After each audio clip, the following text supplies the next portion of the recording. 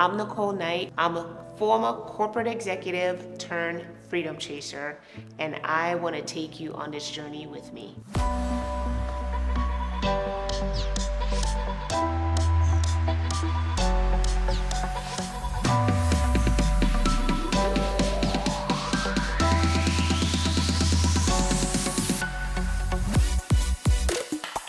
I'm gonna take you on a little ride down memory lane. I grew up on a very tiny island, the island of St. John, which is in the Virgin Islands.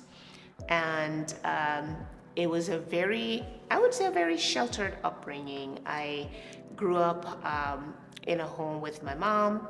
I have four other siblings. I'm actually the oldest of five.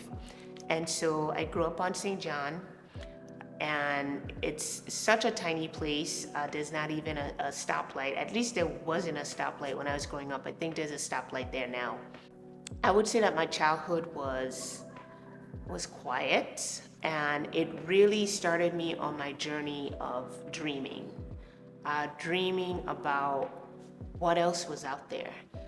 St. John was such a tiny place. I think there were about 3,500 people on the island when I was growing up. It's a very small community.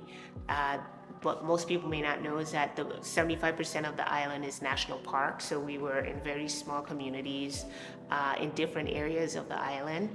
And it was beautiful, and I didn't learn to appreciate that beauty while I was a kid. I just knew that I wanted to explore the world. What else was out there outside of this little rock in the middle of the water? That's where my curiosity started for dreaming, starting for the possibility of travel. And when I think about my life today and the fact that, on average, at this point in my life, I think I'm on a plane like every other week. And so St. John, which is home, is somewhere that's near and dear to my heart, and it really informed sort of who I am today, whereby it really started that curiosity for figuring out what else is out there in the world. So island life is a life that I grew to appreciate as I got older. Even though it's a life that's simple, it's a life that is so enriching. I actually decided that I wanted to move back to the islands after I graduated college. However, it did take me some time to get back. One of the things I really appreciate about island living is the sense of community that you feel, which was something that I missed when I moved to the islands. I really missed the beauty of the place when I was growing up. I don't think I appreciated as much as I could have as a kid growing up. You don't know what you don't know. But, after I moved to the mainland, I realized that, where I live was not such a bad spot. Like, it was actually pretty beautiful there. And so I figured out pretty early on after I moved to the mainland that I was gonna go back home. It's just that I had to finish all of my college education. And so growing up in the islands, one of the interesting things is that because it's such a small place, you really have to kind of rely on your neighbors. It's a very small place, especially St. John.